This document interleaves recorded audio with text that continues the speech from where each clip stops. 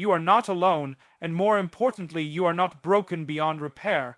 There are moments in life so dark, so engulfing, that they strip the meaning from every breath you take. Moments when the pain feels endless, and the weight of suffering becomes indistinguishable from your identity. But here's the truth buried beneath your agony, beneath the chaos and confusion. There still exists a spark. It's faint, it's small, but it's real, and it's yours. This is a message to the part of you that still wants to believe even if everything else has stopped believing. People think that if they're suffering, it means they're failing, but that's not true. In fact, if you're in pain and you're still here, still listening, still hoping, that's evidence of courage. You don't drown by falling into water. You drown by staying submerged in it. And every single day that you wake up in pain and still attempt to function, still get out of bed, still reach out to another person, that is a victory. A small one, perhaps, but small victories are the building blocks of transformation. Your suffering is not the final chapter. It is a brutal, honest signal that your soul is still engaged in the battle. When everything hurts, the idea of fixing your life feels impossible. So don't fix your life. Start by fixing one corner of it. Maybe it's your room. Maybe it's your morning routine. Maybe it's a conversation you've been avoiding. This is not about grandeur. This is about structure, order. One small, meaningful action in the face of suffering plants a flag. It says, I may be broken, but I am not done. You can't eliminate all the chaos at once, but you can push back on it inch by inch. That's how strength is built, not through epiphany, but through repeated moments of resolve. The truth is, life doesn't become bearable when it becomes easy. It becomes bearable when you choose to carry something heavy, something valuable. Purpose is not given, it is earned, often through suffering. Think of the people you admire most. They aren't the ones who escaped pain.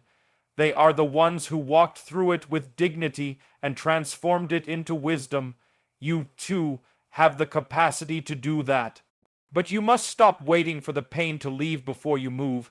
Sometimes the path out of suffering is not to eliminate it, but to use it, to turn it into fuel, to say, if I must suffer, then I will suffer for something noble.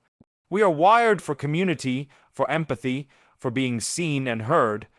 One of the cruelest aspects of suffering is that it isolates you, it convinces you that you are a burden, that your pain is too much for the world. But that is a lie, and it's a dangerous one, because it keeps you silent when you most need to speak. Connection is not about being fixed, it's about being real.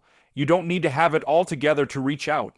In fact, the very act of reaching out when you're broken is what often begins the healing process. Speak, cry, tell the truth even if your voice shakes, especially then, because people can love you only when they can see you. And they can only see you when you allow them to. So here's what I'm saying to you, not as a lecturer, but as a fellow human being. Don't quit, not because it's easy, not because everything will magically get better tomorrow, but because the only thing more tragic than suffering is letting that suffering silence your potential. You matter. Your story isn't over. There are pages yet to be written, pages that hold light, pages that hold strength. And if all you can do today is keep breathing, then breathe with defiance, breathe with dignity, breathe because this world still needs what only you can bring. People often misunderstand suffering. They see it as a sign that they are weak, broken, or incapable of handling life. But the truth is the opposite. The very presence of suffering and your awareness of it is evidence that you're still engaged in the struggle. You haven't given up. You haven't disappeared. Even if you're bruised, bitter, tired, or furious with life itself, you're still present enough to feel it, and that means something. It means you haven't surrendered your humanity. If suffering were a measure of failure, then the strongest people in history would be the most defeated. But they are not. They are remembered because they carried the weight of existence when it was almost unbearable. And right now, you are doing the same whether you realize it or not. Pain has a way of silencing the mind and distorting the truth. It tells you that your efforts are pointless, that you're alone in a sea of despair, and that no one understands what you're going through. But pain is a liar. What it doesn't tell you is that the mere act of surviving one more day is a display of strength. If your life has collapsed around you, if you've lost relationships, direction, health, meaning, and yet you're still here, still holding on, still listening, then you have not been defeated. You are wounded, yes. But wounded things can still move, wounded people can still rise. There's something sacred about refusing to collapse under the weight of invisible pain. It's an act of rebellion against the darkness. When you continue to care even a little about anything in the midst of personal suffering, you are building a foundation that most people overlook. You're not ignoring your reality, you're choosing to respond to it in the only way that gives it meaning, with endurance. Maybe your hands are shaking, maybe your heart is exhausted, but you're still here, and that means you're still in the fight. Do not discount that. Do not dismiss what it means to persist when everything inside you says you can't. This is the paradox of pain, that it often brings you closest to your own potential. It exposes your vulnerability, but also your deepest strength. You discover you can endure more than you thought. You learn that resilience isn't glamorous, it's quiet, hidden, and deeply personal, but it matters, and the fact that you are reading this, searching for hope, searching for meaning, is all the evidence needed to prove that your story is not over.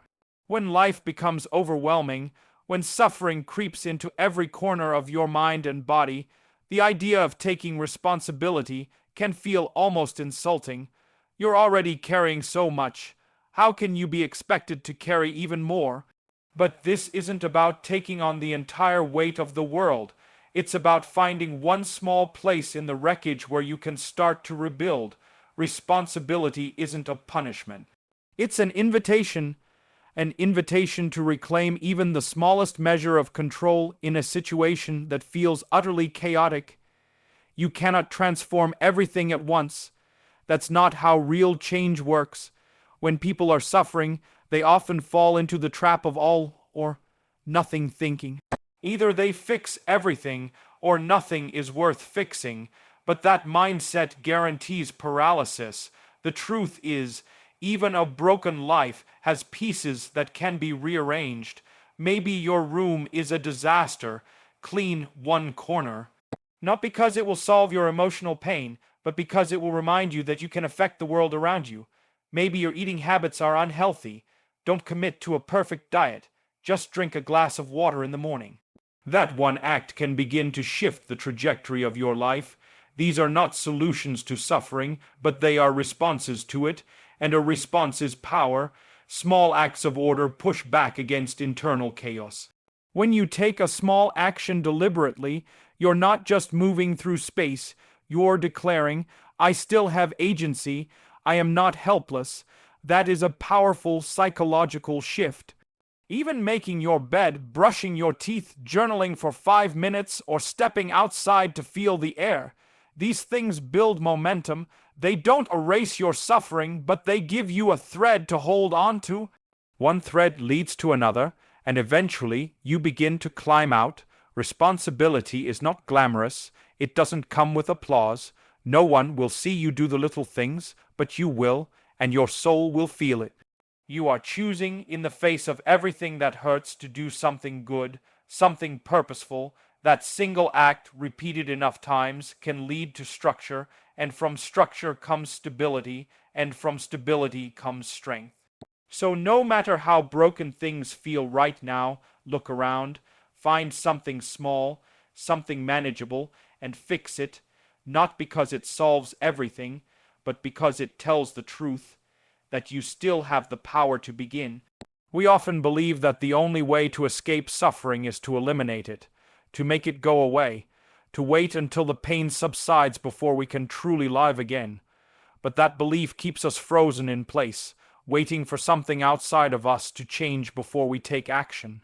The reality is much more difficult and far more powerful. Meaning is not found in the absence of pain, but in choosing to carry something meaningful despite the pain. This is a hard truth, but it is a liberating one. Because it means that your suffering does not have to be wasted. It can be transformed into something noble, something valuable. The people we admire, truly admire, are not the ones who have escaped hardship. They are the ones who faced it with courage and emerged with wisdom. They did not hide from their pain, they allowed it to teach them, to shape them. They took the suffering that threatened to destroy them and gave it direction. This is the key: voluntary struggle. You must choose your burden. If suffering is unavoidable in life, and it is, then it's better to suffer for something meaningful than to suffer for nothing. Choose to carry responsibility, to commit to something bigger than yourself. It could be your family, your craft, your recovery, your beliefs, or simply the decision to become a better version of yourself. That choice gives your pain a context. It gives your suffering a purpose. When you commit to something difficult voluntarily, you begin to realize your strength. You learn that you're capable of carrying far more than you ever imagined, not because the load gets lighter, but because you get stronger. Discipline, structure, and dedication don't just make life more organized. They give your soul something to stand on, and when you fall, and you will, you have a reason to get back up, a reason anchored in values, not just emotions. Living with meaning doesn't require that your pain vanish. It requires that you walk with it intentionally, that you choose to carry it forward in pursuit of something higher. The world will not stop being difficult. People will disappoint you, life will challenge you, but within that you can still rise, again and again, not because you've avoided struggle, but because you've chosen it. And in that choice, you discover a level of dignity that suffering alone could never offer. You discover who you are meant to become, not in spite of the pain, but because you faced it willingly and refused to back down. One of the cruelest tricks suffering plays is isolation. When you're in pain, it convinces you that no one can understand, that no one cares, and that you're better off withdrawing. You start to believe that your presence is a burden and your emotions are too much. So you stop talking, you stop reaching out, you stop letting yourself be seen, and slowly, silently, you disappear, not physically, but emotionally, spiritually. Yet, what we fail to recognize in those moments is that connection is not a luxury, it's a lifeline. It's not optional, it's essential to healing, to meaning, to survival. Human beings are wired for connection. We're not made to endure the weight of life alone. Even the strongest among us falter in solitude. And still, when the pain becomes unbearable, people retreat into silence, hoping that if they suffer alone, they won't be judged. But the truth is, being seen in your suffering, authentically seen, is one of the most healing experiences a person can have. It doesn't take the pain away, but it reminds you that you're not invisible, that someone else sees you as a person, not a problem, that someone still believes you're worthy of love and attention even when you're not at your best. You don't have to be healed to reach out. You don't need to have perfect words or a clear explanation. You just need to be honest. Vulnerability is frightening, especially when your trust has been shattered or your wounds are still fresh. But vulnerability is also the doorway to genuine human connection. When you speak your truth, even if your voice shakes, you begin to dismantle the walls that pain has built around you. You allow someone else the opportunity to respond, to care, to witness your experience. And sometimes that's enough to shift something inside you. You might feel like you're too broken to be understood, but you're not. There are people, some you know, some you haven't met, who are waiting for honesty. People who have suffered too, who want real connection, not performance, but they can't find you if you keep hiding. They can't help you if you don't let them in. So speak, not for pity, not for attention, but for survival. Speak, because telling the truth, even in whispers, begins to loosen the grip of despair. And when you allow yourself to be seen, truly seen, something sacred happens. You remember that you belong to something greater than your pain. You remember that you're still human, and that realization can be the beginning of hope. Suffering is not a signal of defeat. It is a sign that you are still engaged in the fight. Too often, we misinterpret our pain as evidence of failure, as if hurting means we've somehow lost the game of life. But that is a false and dangerous belief. If you're hurting and you're still standing, even barely, then you are demonstrating a quiet, often invisible form of bravery. The willingness to continue to breathe, to think, to listen, even when everything feels hopeless, is one of the most profound forms of courage a person can show. The fact that you're here, receiving these words, proves that you have not given up. And that means your story is still being written, it is still alive. The road back from suffering does not begin with grand victories or dramatic transformations. It begins with one honest moment, one decision to take responsibility, even in the smallest way. Maybe that means fixing one broken habit or cleaning up one neglected corner of your life. The goal isn't perfection, it's momentum. It's reminding yourself that you are not entirely powerless. Each small act of responsibility builds a little order, and each act of order builds a little strength. And slowly, over time, that strength grows into resilience. Not because the suffering is gone, but because you are no longer waiting for it to leave before you begin to live again. At some point, you must choose what your pain will mean.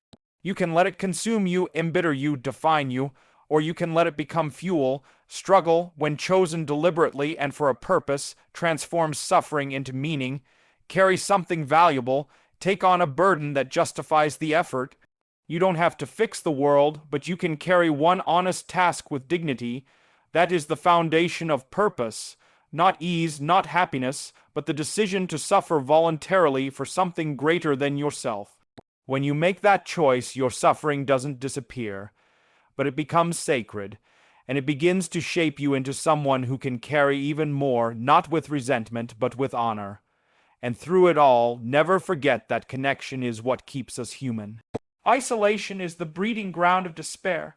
You must resist the urge to disappear, to pretend, to hide. Let yourself be seen, not when you're perfect, but when you're real. That kind of honesty allows others to see themselves in you. It breaks the illusion of separation and reminds us all that we are not alone in our darkness. So speak, reach out, be vulnerable. You do not need to be fully healed to connect often. It is the reaching that begins the healing. There is hope. It doesn't always come in the form you expect, but it always begins with one choice, to stay in the fight, and that is a choice you can make today. Thank you so much for taking the time to engage with this message and for allowing these words to become a part of your journey. Your willingness to reflect, to explore, and to grow, even through suffering, is a powerful act of courage.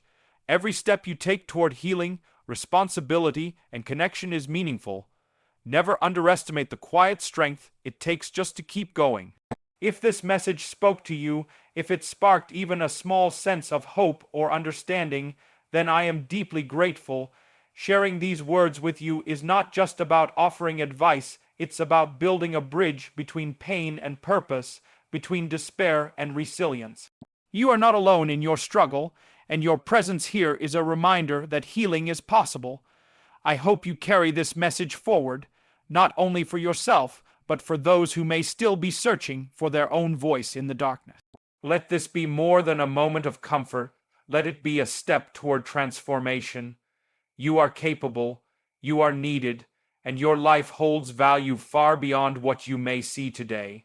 Until we meet again in the next video, message, or moment of reflection, take care of yourself, hold on to hope, and never stop moving forward. Thank you and goodbye for now.